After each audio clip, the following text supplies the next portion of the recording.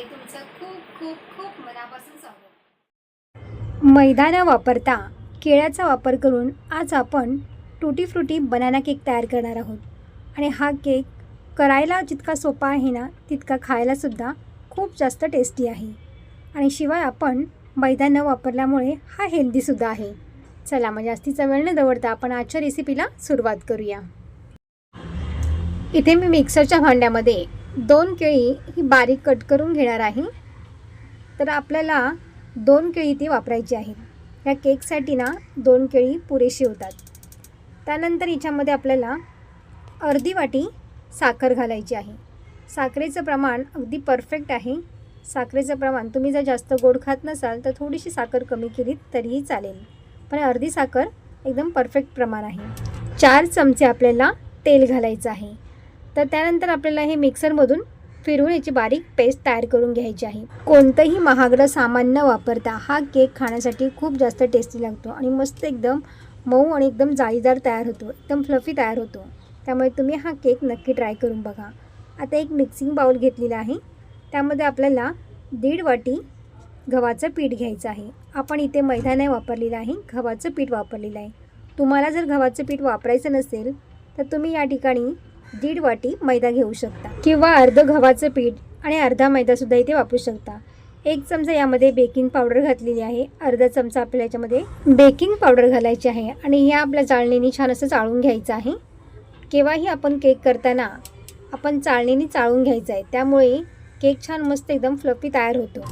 पिठामध्ये काही गुठल्या असतील किंवा काही कचरा असेल तर तो निघून जातो। जाडसर जर थर असेल ना तर तो सुद्धा आपल्याला निघून जातो। मी ते बघू शकते बघा, छान असं आपण चाळून घेतलेलं आहे।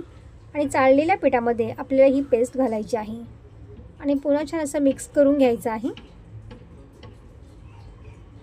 आणि हे पीठ आपल्याला जास्त पातळ करायचं नाही आहे, थोडंसं घट्टसर ठेवायचं आहे।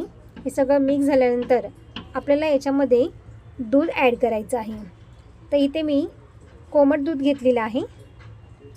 एकदम पण थंड घ्यायचं नाही दूध, आपल्याला थोडं साधारण कोमट करून घ्यायचं आहे।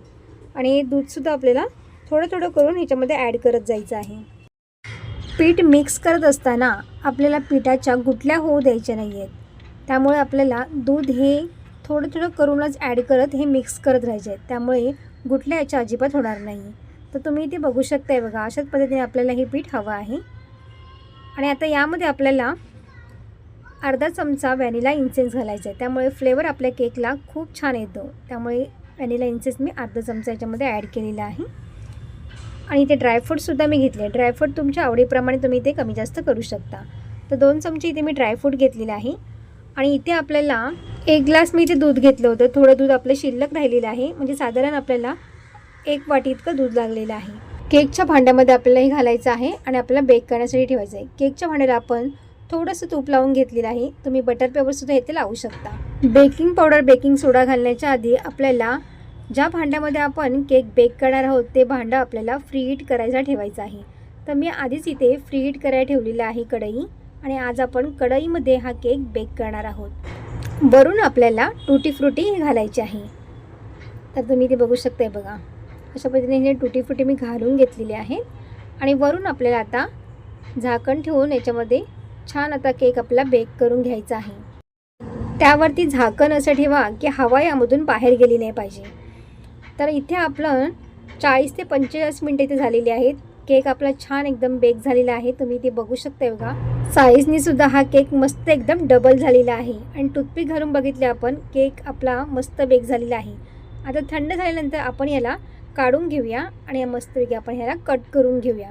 हव्या त्या आकारामध्ये तुम्ही हा केक कट करून घेऊ शकता। तर तुम्ही ते बघू शकताय बघा, केक मस्त एकदम फ्लफी झालेला आहे आणि खाण्यासाठी सुद्धा अगदी भारी झालेला आहे।